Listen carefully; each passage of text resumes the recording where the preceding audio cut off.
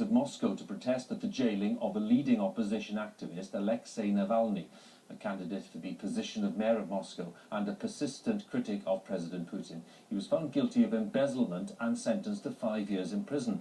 He strongly denied any wrongdoing, as our correspondent Daniel Sanford reports. Impromptu protest outside the Kremlin tonight, and an air of stubborn rebellion as people face down hundreds of riot police.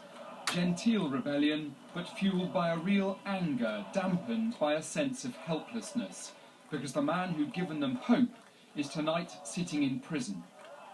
Tonight, this side of the Kremlin is ringed by riot police, and these are the people they're protecting it from. Moscow's middle classes, enraged by the jailing of Alexei Navalny.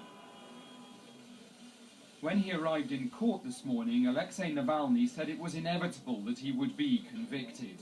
Once he became a significant opposition leader last year, he suddenly found himself accused of stealing from a state-owned timber company. Today, Judge Sergei Blinov found him guilty and sentenced him to 5 years in a penal colony. He was led away in handcuffs. His supporters said it was a travesty of justice. This is not a judge. This is a guy just who made a statement which he got from Kremlin. Speaking to me when the trial began, Alexei Navalny had complained that jailing opponents like him was one of the few options left to the government. The television propaganda, which has worked for 13 years, is no longer working, and internet coverage is spreading. So one of the few remaining effective methods of control of the political situation is the repression of political activists.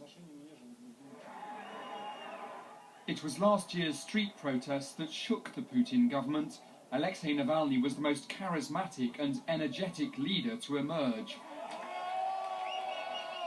Last week he started his campaign to become Moscow's mayor. A poignant election picture shows his wife and 2 children who will now be visiting him in jail.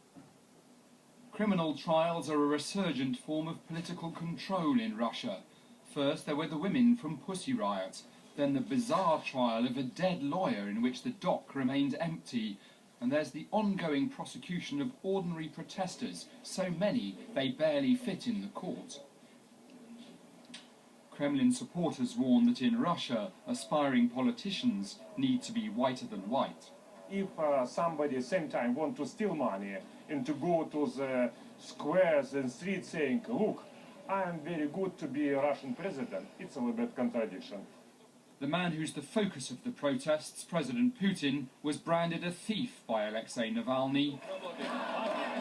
Tonight, he was reminding his critics he is still in charge. Daniel Sanford, BBC News, Moscow. Nelson